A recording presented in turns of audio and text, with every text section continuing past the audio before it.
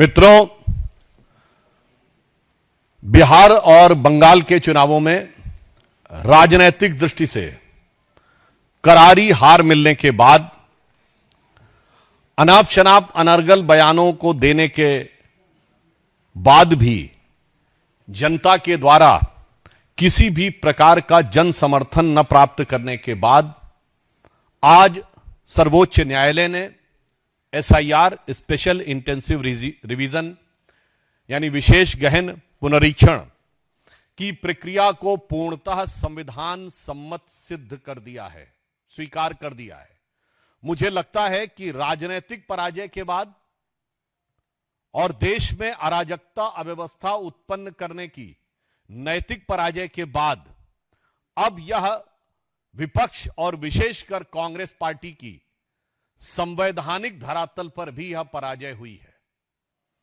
अर्थात हम स्पष्ट रूप से कह सकते हैं कि लोकतंत्र की समस्त संस्थाओं को अपनी अकर्मण्यता को ढकने के लिए, अपनी राजनैतिक अक्षमता को ढकने के लिए आरोपित करने, लांछित करने के सभी कुप्रयास आज सर्वोच्च न्यायालय के धरातल पर निष्फल और निष्प्रभावी सिद्ध हुए हैं। इसलिए यह कांग्रेस की एक पूर्ण पराजय है जो नैतिक, राजनैतिक और संवैधानिक तीनों आयामों पर कांग्रेस और विपक्ष ध्वस्त हो गया है। After a decisive and massive defeat in Bihar and West Bengal, and after their nefarious design to instigate anarchy in the country and getting no response, so that was a moral defeat. Now on the floor of the Supreme Court, there is a complete rejection by Supreme Court on their plea on SIR. Now this can be termed as the constitutional defeat.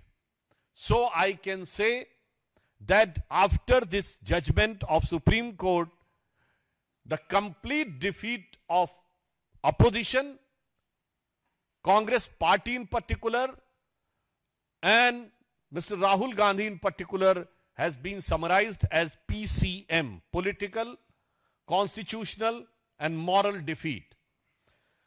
सबसे पहले हम संवैधानिक दृष्टि से कहेंगे तो बहुत स्पष्ट रूप से न्यायालय ने यह कहा है कि SIR exercise is not in conflict the Representation of People's Act and 1960 rules, and it doesn't detract from the constitutional imperative of free and fair election.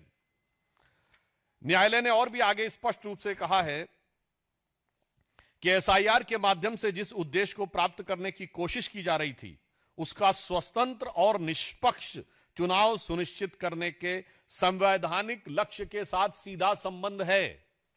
इसका मतलब फ्री एंड फेयर इलेक्शंस को इंश्योर करने के लिए it was very much required. तो जो उनका मूल आधार था वह पूरी तरीके से ध्वस्त हो गया।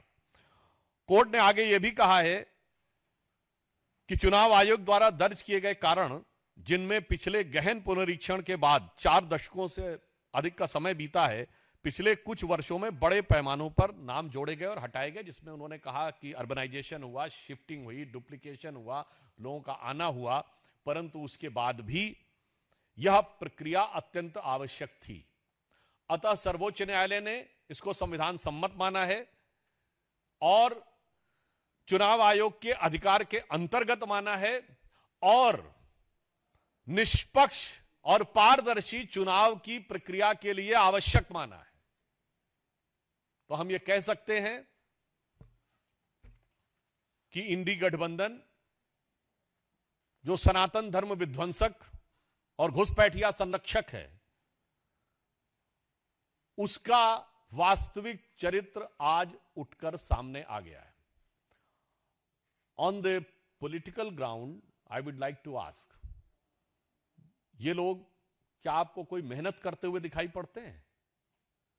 गृह मंत्री अमित शाह जी ने कहा कि मैं 25 दिन लगातार बंगाल में रहूंगा। राहुल गांधी जी कहां थे बंगाल में? चलिए, आप कह सकते हैं कि बंगाल में हम बहुत मेन क्लेमेंट नहीं थे, तो असम में तो आप मुख्य विपक्षी दल थे। कितने दिन रहे विपक्ष में वहां असम में जाकर? उसकी बजाय कहीं कार निकोबार में घूम रहे थे, कहीं वियतनाम में घूम रहे थे। मैं पूछना चाहता हूं यह बात नैतिक और राजनीतिक आधार पर। हमारे सभी प्रमुख नेता, हमारे पूर्व राष्ट्रीय अध्यक्ष नड्डा जी, वर्तमान राष्ट्रीय अध्यक्ष नितिन नवीन जी, इसके अतिरिक्त अमित शाह जी, इसके अतिरिक्त रक्षा मंत्री राजनाथ सिंह जी, तमाम लोगों की आपने वो बैठकें देखी होंगी, वो सम्मेलन देखे होंगे, जो शक्ति केंद्र और बूथ लेवल कार्यकर्ताओं के कार्यक्रम आपने देखे, मंडल अध्यक्ष स्तर लोगों के कार्यक्रम देखे।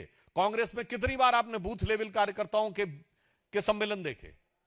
कितनी बार मंडल अध्यक्ष के सम्मेलन देखे?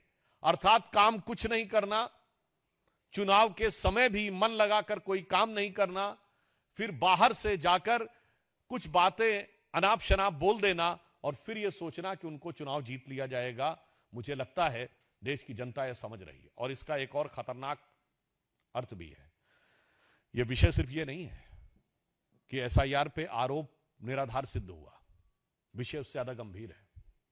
आज विपक्षी दल और मुख्य विपक्षी दल, विशेषकर कांग्रेस पार्टी, उसका करार चीन में है, परिवार इटली में है, विचार का केंद्र इंग्लैंड में है, यूरोप में, और दुष्प्रचार का केंद्र अमेरिकी संस्थानों में है, और वोटरों के तार बांग्लादेश से जुड़े हैं।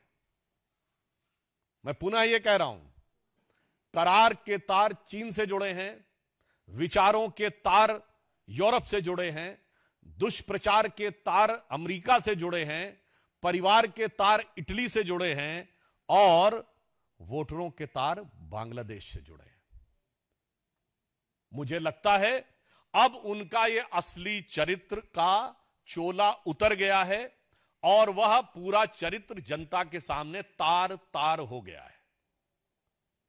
तो मैं सिर्फ अंत में कांग्रेस का जो दुष्प्रचार है, विशेषकर राहुल गांधी ने, आपको याद करिए, यह बिहार के चुनाव को लेकर था। बिहार के चुनाव में कितनी रैलियां की, कितनी बार उन्होंने विपक्षी दलों के लोगों को बुलाया। आपने स्टालिन को बिहार में बुलाया, जिनके लोगों ने बिहार के लोगों के बारे में क्या क्या नहीं बोला था। आपने उन रेवंत रेड्डी को बुलाया, जिन्होंने बिहार के डीएनए के बारे में क्या क्या नहीं बोला था, और उसके बाद हार का ठीकरा फोड़ दिया चुनाव आयोग पे। तो इसलिए मैं कांग्रेस पार्टी को और विशेषकर राहुल गांधी जी को कहना चाहूंगा, इस निर्णय के बाद उन्हें इंट्रोस्पेक्शन करना चाहिए और अपशब्दों की भाषा छोड़नी चाहिए। अपनी विदेश यात्राओं के भुगतान संतुलन में फंसकर जो मानसिक संतुलन खो बैठे हैं, उस संतुलन को पुनर्स्थापित करने का प्रयास करना चाहिए। तो मैं उनके लिए कहना चाहूंगा इस निर्णय के बाद कि वो पैरवी तो झूठ की करता चला गया, बस उसका चेहरा उतरता चला गया। वो पैरवी तो झूठ की करता चला गया, बस उसका चेहरा उतरता चला गया। रंगत समझ में आई मगर आई देर से, कच्चा था बहुत रंग उतरता चला गया। धन्यवाद। कुछ सवाल आपकी तरफ से होंगे?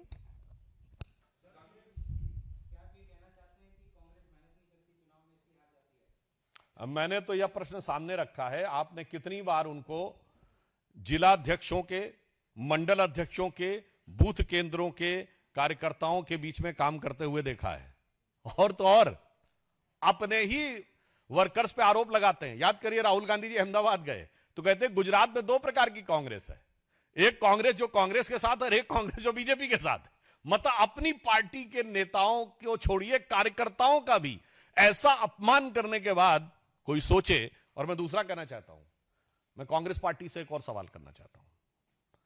आप सिर्फ विपक्ष में नहीं है, आप कई राज्यों में सरकार में भी हैं, और 3 राज्यों में तो आपकी अपने दम पे सरकार है, हिमाचल, तेलंगाना और कर्नाटक। जहां तेलंगाना और कर्नाटक तो समृद्ध राज्य हैं। आप मॉडल दीजिए ना, गवर्नेंस का मॉडल दीजिए। हम जब विपक्ष में थे तो प्रधानमंत्री श्री नरेंद्र मोदी जी ने गवर्नेंस का मॉडल दिया था। तमाम सरकारी जो इंडिकेटर्स थे उसमें उस समय की सरकार उसको स्वीकार करती थी, टॉप रैंकिंग्स में आते थे। कई प्रतिष्ठित पत्रिकाएं लगातार गुजरात को टॉप रैंकिंग स्टेट्स में देती थी। अब हमने मध्य प्रदेश में जो एग्रीकल्चर के प्रोड्यूस को फूड ग्रेन पूल्स में सबसे ऊपर तक पहुंचाया था। मध्य प्रदेश में ये लाडली लक्ष्मी योजना उसी जमाने में आई थी। शिवराज जी को मामू कहना उस जमाने में शुरू किया गया था। उत्तर प्रदेश में हमारी सरकार, इवन जब कल्याण सिंह जी की सरकार आई थी और राजनाथ सिंह जी मुख्यमंत्री थे, तब लॉ एंड ऑर्डर इतना मजबूत होता था। वो एक मॉडल था।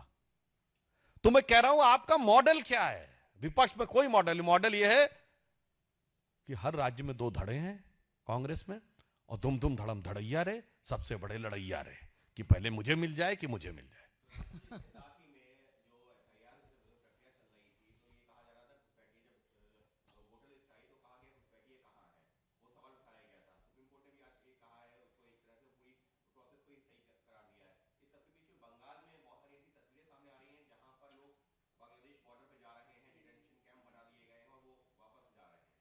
आज जो लोग सवाल पूछते थे, मुझे लगता है उन्हें आंखें खोल के देखना चाहिए कि बंगाल में हाकिमपुरा क्षेत्र में जिस प्रकार से लाइन लगी हुई है वापस जाने के लिए, और अनेक लोग उसमें स्वीकार भी कर रहे हैं कि वोट डाल भी चुके हैं पिछले चुनावों में।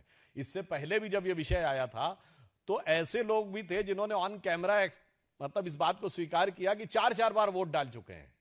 तो मुझे लगता है कि ज्यादा वोट के लालच में और घुसपैठियों के लालच में कांग्रेस को नहीं पड़ना चाहिए था।